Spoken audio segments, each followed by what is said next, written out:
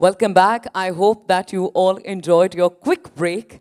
With this, we are headed towards the second panel discussion for the day. The topic at hand, the connected customer, aligning marketing, experience, and tech to deliver seamless journeys. Join me as I welcome the speakers on the stage. First and foremost, joining us on stage is the Customer and Seller Experience Head at Snapdeal. Please put your hands together for Mr. Sandeep Singh Sachdeva. Joining us on stage is the CMO at Tablespace. Please welcome Ms. Megha Agarwal. Joining us up next is the Chief Information Officer at Jubilant FoodWorks Limited. Please give it up for Mr. Narottam Sharma. An absolute delight to welcome on stage the President and CIO at Havells India. Please give it up for Mr. Pramod Mundra. And completing the panel, it's time to welcome the moderator, the CEO at DAiOM. Please put your hands together for Mr. Saurabh Agrawal.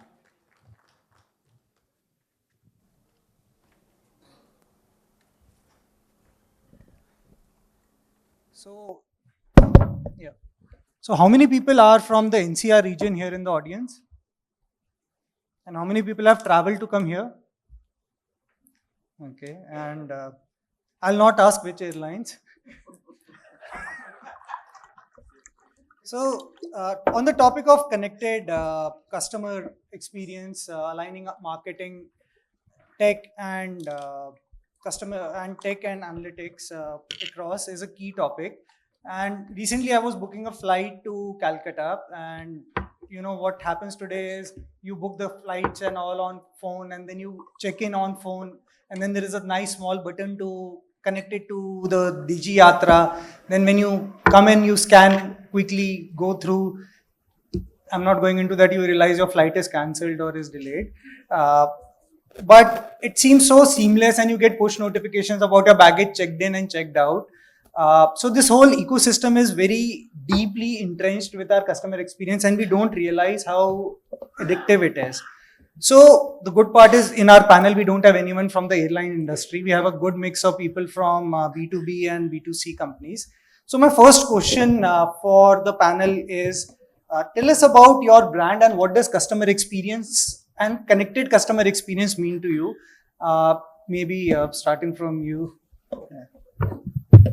So hi, good afternoon everyone, and good that we are not from any of the airlines. So I represent Jubilant FoodWorks here. So what is Jubilant FoodWorks? If I tell you that we are the primary franchisee for Domino's in India, Sri Lanka, Bangladesh and Turkey. We have Popeye's second brand. Then we have our homegrown brand which is called Hongs, which is a Chinese QSR which we are building. And then we have Dunkin' and Coffee, which is our Turkey brand which we are having in Turkey. So in total, we have more than 3,000 stores across the globe. Interesting piece which I want to tell about who we are is, so if you look at Jubilant FoodWorks, at a front, we are a retail company. We have 3,000 stores across. Second, we are a workforce management company. We have more than 40,000 people. Wow. Third, we are a tech company because our maximum business comes through our tech channel. Fourth, we are a logistic company. We have 300 fleets which run across replenishment to all the stores. Fifth, we are a manufacturing and supply chain company in the backend. So if you look at in total, we are a supply chain, retail, logistic, and tech, and a workforce management company to serve a pizza in 20 minutes to your home. And in that context, you said that what customer experience means to you, that if I can deliver a pizza hot, delicious at home at 20 minutes or 30 minutes where we commitment are, is the only commitment we make to ourselves, and that means us that if we can be part of your joy, in your celebration and your hunger, that's what we target to, and that's what we are. Amazing.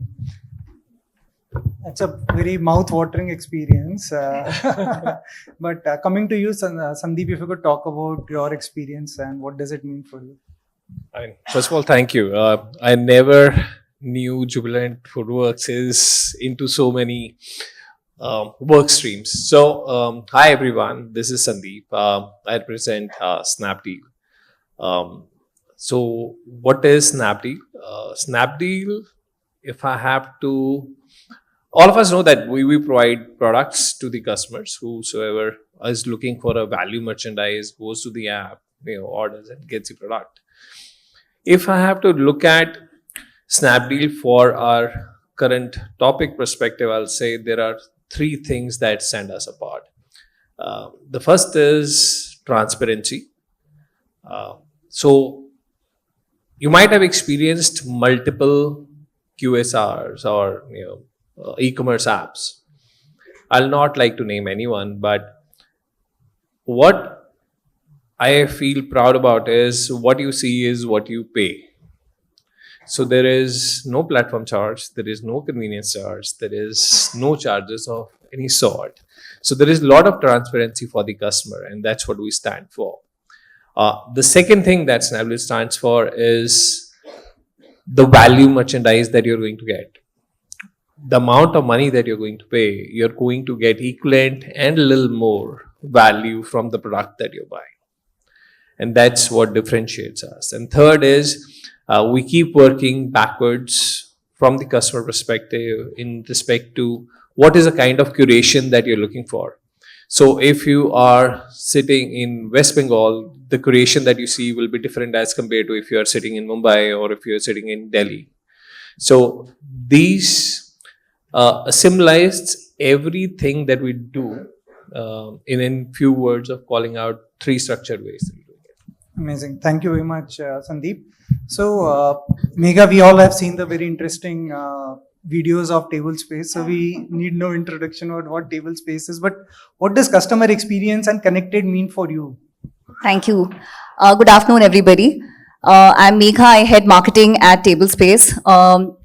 I'd like to start, and I think he's already given context. We've played enough content on Tablespace here today.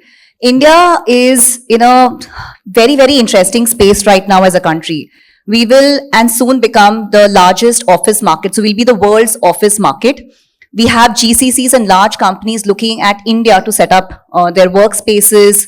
And therefore, it's very important that brands are able to deliver the kind of experience that they're looking at when they build large office structures here.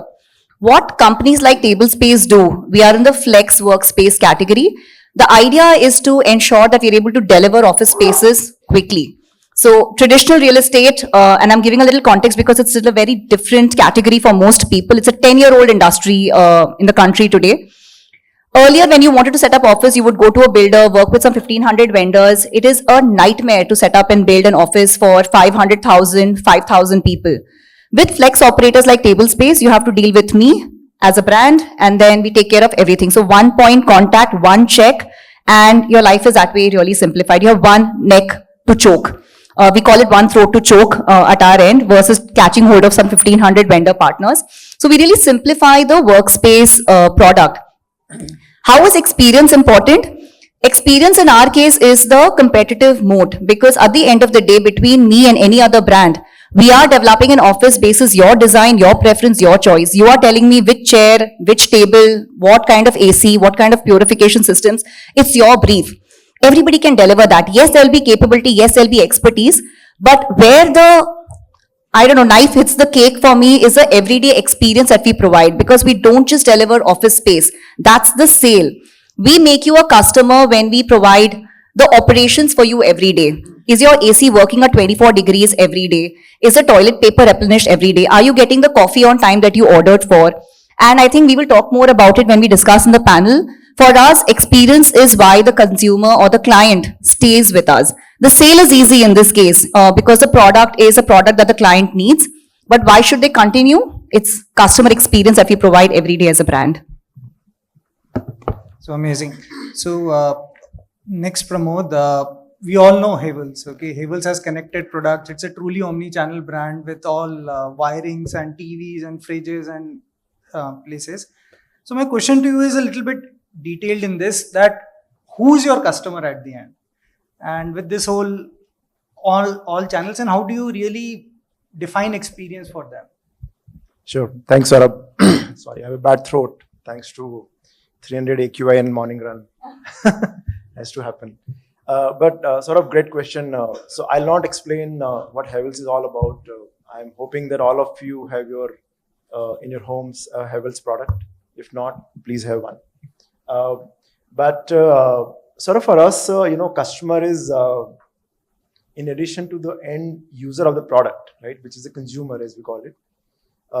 We have trade partners, dealers, retailers, distributors, electricians, influencers, architects, project constructors, so everybody deals with the brand in different capacity, right? And for us, it's important to know that what are their expectations from the brand, and then deliver a very consistent and uniform experience to them based on their demands. An electrician might be needing something from brand, and consumer might be needing something else from the brand. And Is for electrician also your customer? Electrician is a customer because there are a lot of electricians who also work as small-time contractors. They buy directly from the brand and they come to your house and fix up something, So, for example, wiring. I mean, none of us in this room would be buying a wire from a shop. Your electrician will go to the shop and buy it for you, right? So, electrician also needs to have a confidence in the brand that what they are buying is really doing the job and is really standing for something. I'll just give you one example. So for us, very, very consistent and uniform experience is the key. We have, for example, in our customer service, we have promise of service at your home, right? Now, you might have an air conditioner from Havells. You might also have a switch from Havells. An air conditioner costs you 30,000 rupees and a switch might cost you 100 rupees. Now, common sense will say that for air conditioner, I'll come to your home, and for switch, you come to my service center. But we don't do it because the promise and communication is very, very simple. Service at your home. So no matter what you are buying from us, the consistent and clear communication to you is we will come to your home and we will fix the issue. There are no ifs and buts and TNC in any such promise. So, and this is manifested in various things that we do. So for us, this is something which takes really the top priority. Thank you very much. I was hoping somebody might say that customer is jo kasht mein mare. I know it's a very poor joke. But so moving on to the topic, which You want us in the beginning. yeah. So going on the topic, the next question I have for you, Narottam, is what does connected experience mean? And whenever I think about connected experiences, when I order the pizza on Domino's and then the bike starts moving and then it stops and then we get so impatient, that's definitely changed the game and has made us more impatient than patient. So what are something interesting use cases you are working on it? So I didn't intentionally pick up the question that who are our customers. So let me just give you that perspective. And there's a small story that, on a red light, you find a lot of kids who are selling small pen and all, right? So one day there's a group of 5-6 kids. They collected money and they came with a lot of coins to store. And they said that we are here to eat the pizza. So while our chief business officer was there, so he treated them in a very different way. It was an emotional moment. And from there to the biggest of the biggest corporate ordering it for their lunch, dinner or occasions, to the home where the family is looking what the working parents want their kids to feed at 6 o'clock. So they order. So across the country, we have customers from every perspective. So that is one part. Now coming back to the question what you asked, what does the connected customer mean? So let's say today customer needs an experience. So what is the best experience they feel at one place? They expect the same kind of an experience to any other transaction in any other form they do. And it pushed you back into the pressure that how do you meet that expectation? So let's say somebody is looking for 20-minute delivery, right? Then you expect the same thing for other places. That's why if you look at the 10 minutes, quick commerce is coming into play.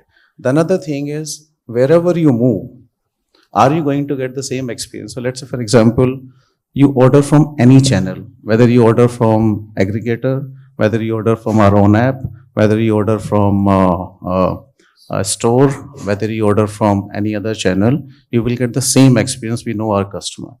You move from A city to B city, your personalization is your personalization. Your preference will come first. Festivity of, let's say, for example, if you are in Delhi, the Delhi festivals will be seen to the Delhi customer. If you go to Chennai, you will see the Chennai festivity into this. You're traveling in the train and you want to eat pizza, and you can open the app and you can see that on which station you will get a hot pizza and you can order from the train.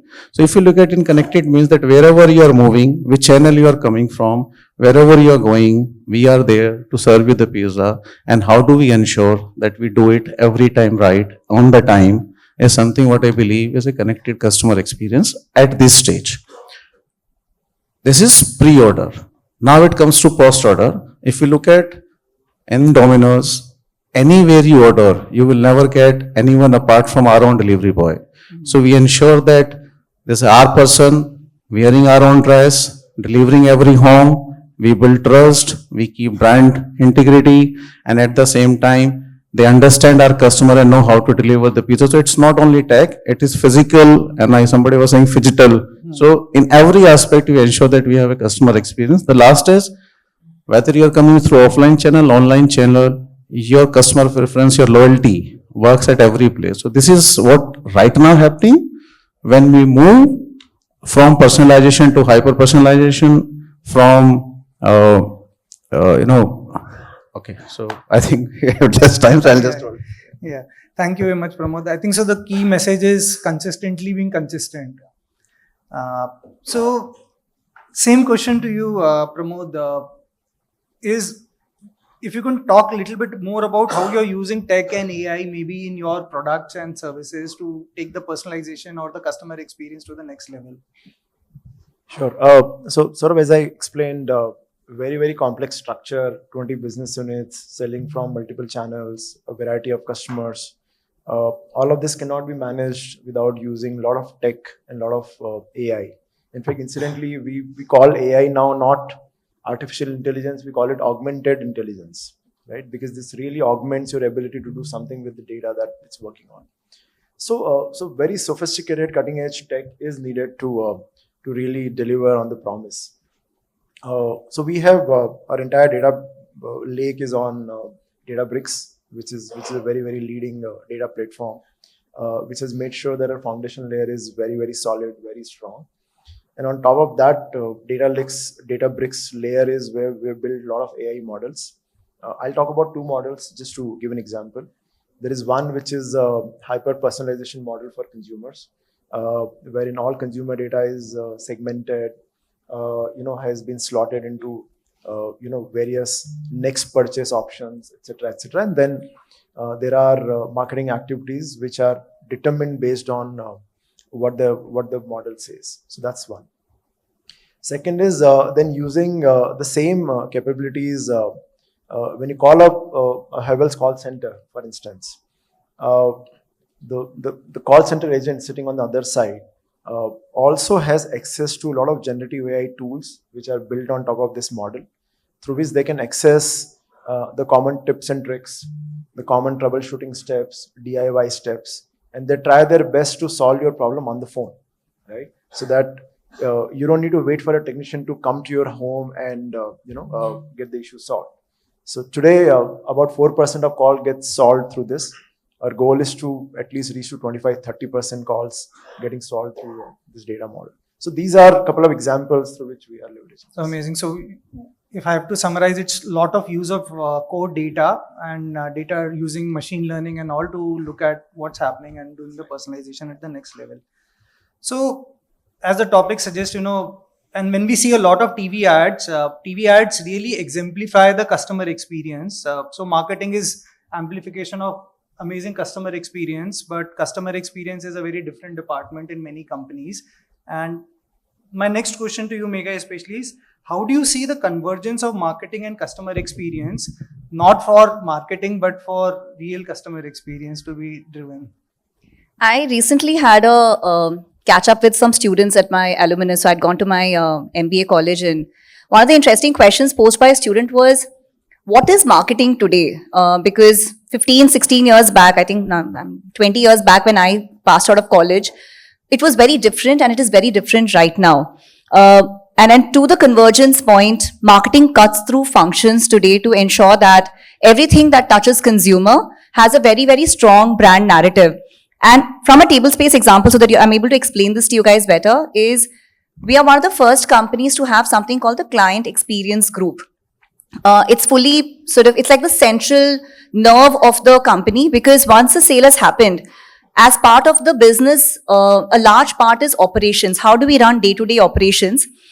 which was traditionally run as just operations. There was no face. People are working in the background, security is getting taken care of, the cleaning is happening in the background. All of that is working like clockwork. But how do you build relationships? So a lot of times what we realize is a client and the employees. So the CRE head might know table space, but the 1,000 employees working there know it's a Google office or a Microsoft office. They don't know it's being run and managed by table space. So how do we build that experience layer became a very important piece to understand that how do we build relationships from the top to every person working in our office, and therefore experience is a very, very important requirement, and that's where marketing comes in. So what we do today, and I'll give you one use case. We've recently launched something called Robbie. It's like a very adorable little robot. He basically moves around the workspace. Any visitor comes in, he allows for check-ins. He will quietly bring your coffee in your meeting rooms without disruption. He knows exactly the kind of coffee that you drink. He also works as wayfinder. Most of these offices are also really complicated. How do you navigate from meeting room A to meeting room C? It will guide you through all of that. Now, all of this becomes a very powerful experience. I think in the morning, Shrikant was talking about how that flower catches your eye or how a little desert catches your eye. Some of these little things stay with you because these are personal nudges, something extra that somebody is doing which somebody else might not be doing. So this is on ground. And where the other place, I think the polar opposite of it is tech and AI.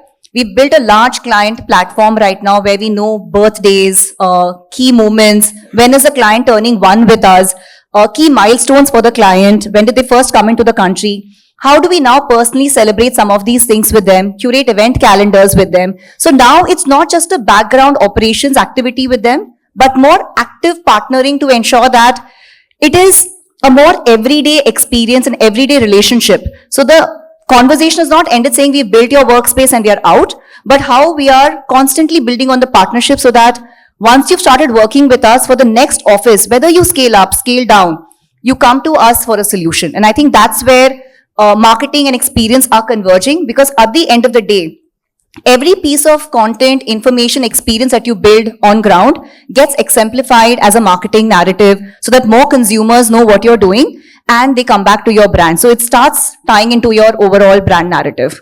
Amazing, Megha. You really inspire us to check out Table Space.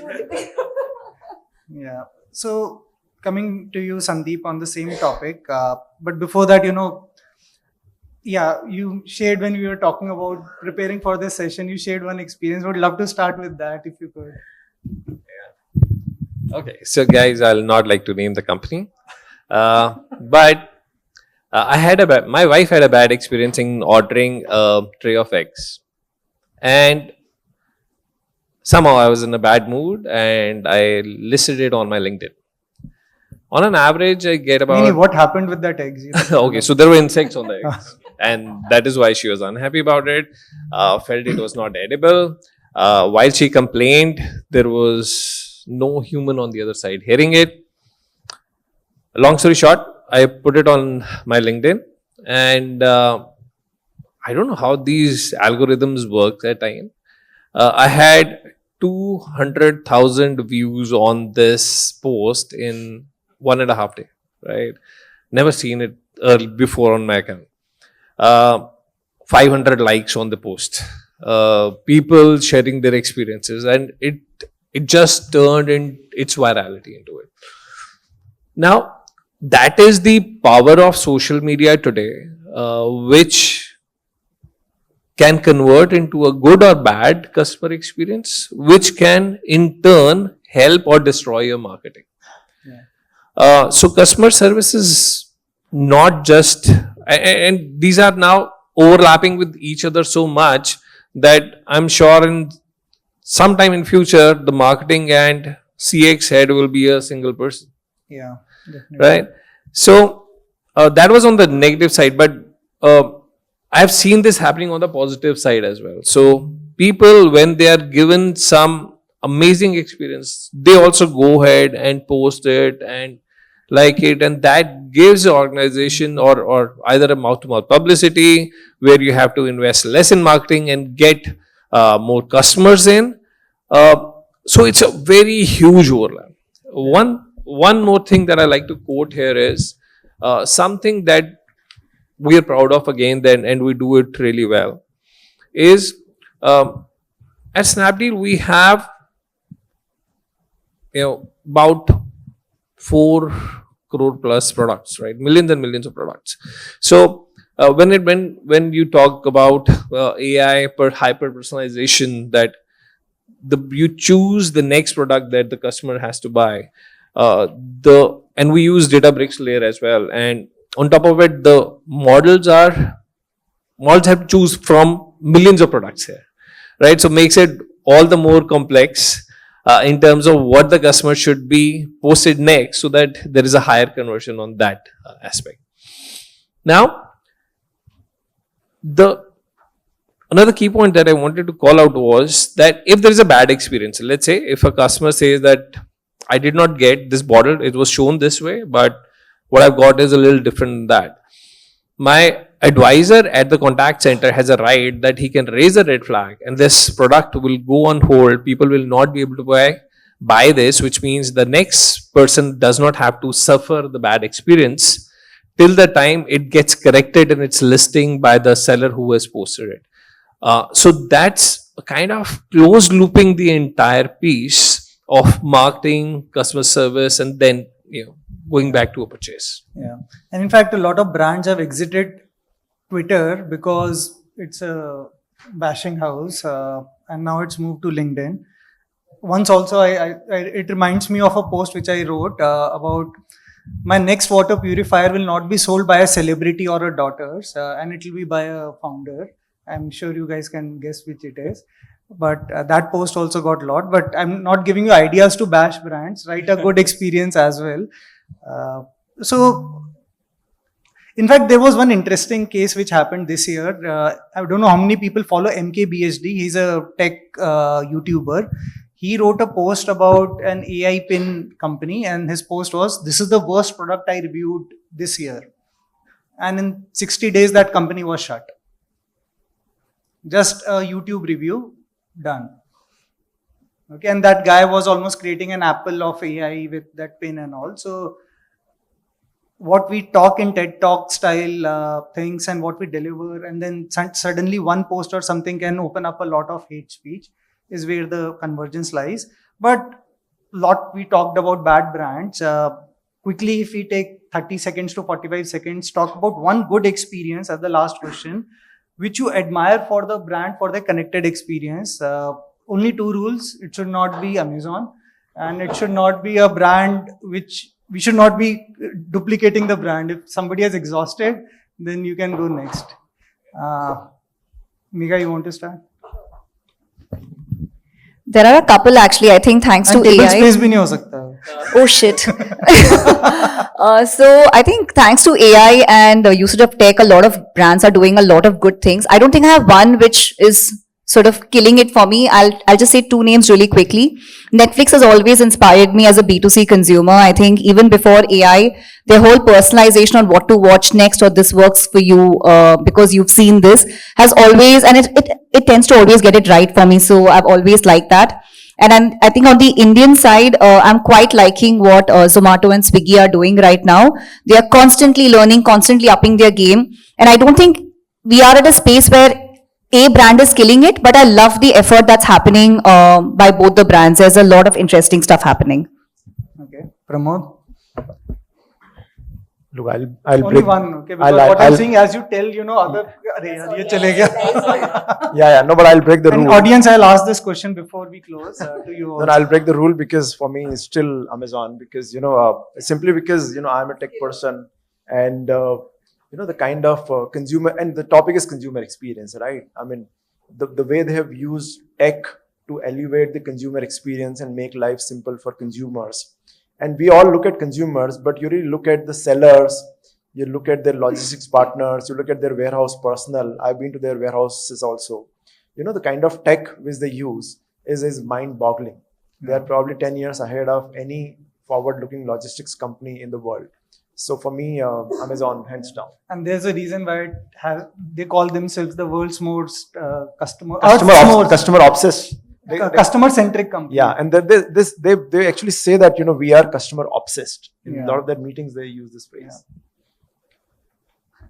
Sandeep? Okay. I think the first name that comes to my mind is Perplexity. I've been using it lately, which is solving many of my work and automation of the regular things that I was doing by cleaning my inboxes, etc., etc. Amazing work that they have done. One sub part of quick commerce again is doing some fabulous work. They're giving Amazon a run for their money, right? Anything that they were delivering, increasing their categories, and everybody has to up their game to just get to that challenge. If you are ready to pay for convenience, that's the way to go. And Narottam?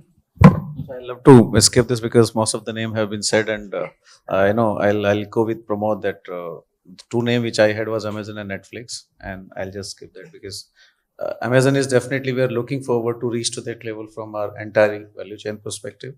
Netflix was more of as a end consumer, the kind of personalization, the kind of stuff what they have done, what Megha was saying. I think two stand out for me, and definitely there are many more, but we'll just stick. Besides Domino's. Yeah, besides obviously. Yeah. My example would be on this definitely the Delhi Metro, because amazingly they have created high standards not only for India but for the world. I have been in Delhi for all my life and I've seen the way it's grown and broken the experience standards. Would love to hear questions from audience. We have 30 seconds, or some brands which you really obsess about. Check. Fortunately for us, enough. One question is what we have the time for. Hello. My question is for Pramod. Pramod, nowadays, India is also doing so many duplicacy of products which have that good in the market, like the Havells. Havells also in the consumer markets. And take the example for wire or switches and all. How we stop that duplicacy for this, for the technology standpoint? Sorry, I missed the last part. How you are controlling the duplicacy of your products Duplicate in the market? okay. Yes. Counterfeit. Yes. Okay. No, I think it's a very, very relevant question, and it's a very, very grave problem that the industry is facing. Look, the way we do this is, and I'll give you an example of wire itself. We actually partnered with IIT Kanpur to figure out that how can we, because each product has a QR code, and QR codes can be easily copied. You can just Xerox it and then you can just apply it on another product. So if you buy a Havells wire, you'll see there is a 2D code called Checo code, which essentially is a proprietary product by IIT Kanpur, patented, which cannot be copied by any counterfeiters. And that is something which we are applying on all the products now. And we are creating awareness in the minds of consumers and retailers that only if you have this 2D barcode on the product, then only it's a genuine Havells product. But this is something where a brand alone cannot do much. Really the regulators and society at large has to come in play to make sure that they only buy the genuine product from the authorized channels. So thank you very much, everyone. It was a great panel for us. I definitely learned very interesting things about what Tablespace is doing, Snapdeal is doing, Havells, and definitely Jubilant. Many of your companies are listed, so it's a good opportunity to check out as well. But yeah, connected experience is now going into personalized to hyper-personalized and agentic even. So it's a great space to be in and look at. Definitely love the brand, talk positive also about it. Definitely while we do negative sometimes, but delivering consistent experience is not easy. We all used to obsess about Indigo's punctuality. They are struggling. Sure, they have their own reasons, but thank you very much for a great evening.